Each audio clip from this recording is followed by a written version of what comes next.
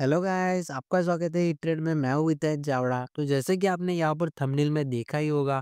कि एक जोन के अंदर एल&टी का स्टॉक हमको परफॉर्म होता हुआ देखने को मिल रहा है। यहाँ पर एक जबरदस्त हमको पैटर्न का फॉर्मेशन करते हुए एक जोन एक रेंज के अंदर स्टॉक देखने को मिल रहा है। तो क्या इस स्टॉक का ऊपर की तरफ ब्रेकआउट होगा, यहाँ पर नीचे की तरफ? इन सभी क्वेश्चंस के आंसर आपको इस वीडियो के एंड तक मिल जाएंगे, तो जरूर से वीडियो को लास्ट तक देखें। कि एल&टी का ये जो स्टॉक है लगभग 2024 से 1 साल अभी खत्म होता हुआ देखने को मिल रहा है। मगर एक ज़ोन के अंदर ही अभी हमको ये जो स्टॉक है वो कंसोलिडेशन करता हुआ देखने को मिल रहा है। तो यहाँ पर ऊपर की तरफ की बात करें तो 3,900 से ऊपर की तरफ हमको आपको देखने को मिलेगा कि 4,000 जो कि एक साइकोलॉजिकल ज़ोन है, वहाँ तक हमको स्टॉक के अंदर एक अच्छी खासी यहाँ पर रेजिस्टेंस फ़ील होती हुई देखने को मिल रही है। और नीचे की तरफ की बात करें तो यहाँ पर ये जो हमको गैप फिल होता हुआ देखने को मिल रहा था उसी जोन के आसपास यहाँ पर भी हमको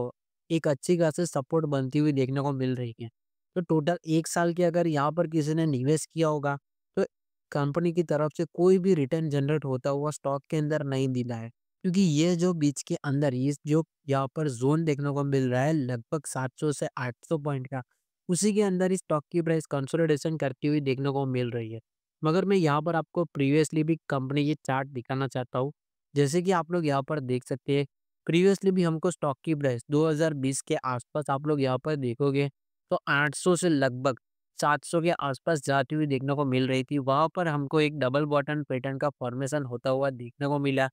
या फिर आप लोग यहाँ पर ध्यान से देखोगे तो यहाँ पर आपको देखने को मिलेगा कि inverse head and shoulder pattern का फॉर्मेशन करके यहाँ पर ऊपर की तरफ इसका जो ब्रेकआउट लगभग 2000 नवंबर 2020 के अंदर आता हुआ देखने को मिला। वहीं से अगर स्टॉक की प्राइस की बात करें तो इसने अपना ऑल टाइम हाई के आसपास अभी स्टॉक की प्राइस जाती हुई देखने को मिल रही है। अगर किसी ने उस जोन के आसपास एंट्री ली होती एल&टी जैसे दिग्गज स्टॉक के अंदर, तो आपको यहाँ पर देखने को मिलेगा कि लगभग स्टॉक के अंदर 271% का रिटर्न बनता हुआ देखने को मिला, जो कि आपको 3x जितना रिटर्न यहाँ पर इस स्टॉक ने दिया है 3 साल के अंदर। और अभी इसके ऊपर की बात करें तो धीरे-धीरे इसका जो हमको पी एक्सपेंशन होता हुआ देखने को मिला था बुलिश मार्केट के अंदर, वही हमको यहाँ पर अभी पी का कूल डाउन होता हुआ देखने को मिला है। यानी कि यहाँ पर स्टॉक अभी प्राइस वाइज़ करेक्शन करता हुआ देखने को मिल रहा है। तो यहाँ पर हमको स्टॉक के अंदर पी कूल डाउन होने की वजह से स्टॉक की प्राइस अभी हमको साइड वाइज़ कंसोलिडेशन करती हुई देखने को मिल रही है। तो यहाँ पर अगर मैं आपको बताऊँ कि कब तक इसका ब्रेकआउट ऊपर या फिर नीचे की तरफ आ सकता है, तो यहाँ पर आपको देखने को मिलेगा कि अभी कोई ऐसी यहाँ पर हमको कोई टेक्निकल पैटर्न फॉर्म होती हुई देखने को नहीं मिल रही है। अगर किसी भी एक तरफ यहाँ पर इसका जो ब्रेकआउट हो जाएगा या फिर वो ऊपर की तरफ ब्रेकआउट करता है, तो यहाँ पर हमको एक अच्छा खासा इसके ऊपर की तरफ थोड़ा-सा टॉप के आसपास ऊपर की तरफ कंसोलिडेशन करती हुई कुछ कैंडल का फॉर्मेशन होता हुआ देखने को मिलेगा। स्मॉल टाइम फ्रेम के अंदर कोई टेक्निकल पैटर्न फॉर्म होती हुई देखने को मिलेगी। उसका हमको ब्रेकआउट जब इसके अर्निंग्स के अंदर, इनके क्वार्टरली रिजल्ट के अंदर आता हुआ देखने को मिलेगा, इसके प्रॉफिट बढ़ने की वजह से, तब हमको यहाँ पर इसका ब्रेकआउट आता हुआ देखने को मिल सकता है ऊपर की तरफ। मगर यहाँ पर हमको ऑलरेडी अभी इंडेक्स भी करेक्ट होता हुआ देखने को मिला है अपने प्रीवियस ज़ोन से, प्रीवियस हाई से। यानी कि इकोनॉमी के अंदर भी थोड़ा अभी हमको कूल डाउन होता हुआ देखने को मिला है। थोड़ी-सा साइडवेज़ हमको अगर स्टॉक और भी होता हुआ देखने को मिले आने वाले कुछ वक़्त तक, तो भी ऐसा हो सकता है कि यहाँ से स्टॉक की प्राइस इसी ज़ोन के अंदर हमको कंसोलिडेट करती हुई देखने को मिले। तो यहाँ पर अगर नीचे की तरफ आता है, तो आप लोग यहाँ से नीचे की तरफ एक अच्छी खासी एंट्री बनाने के बारे में यहाँ पर सोच सकते हैं। मगर अगर इकोनॉमी के अंदर 2025 के अंदर कुछ ऐसा हो जाता है, कुछ बियरिश न्यूज़ आ जाती है जिसकी वज़ह से अगर ये नीचे का जो ज़ोन है 3200 के आसपास का अगर एक बार ब्रेक कर देता है वीकली टाइम फ्रेम के अंदर,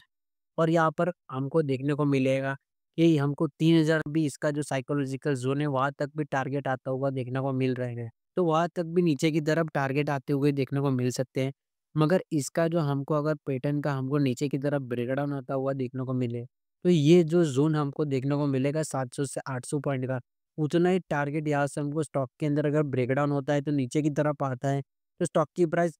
2500 से 2400 की तरफ जाती हुई देखने को मिल सकती है। मगर अगर इसका ऊपर की तरफ ब्रेकआउट आता है, तो हमको ऊपर की तरफ भी एक अच्छी खासी हमको प्राइस जाती हुई यहाँ पर देखने को मिल सकती है, जो कि 4800 तक हमको देखने को मिल रहा है।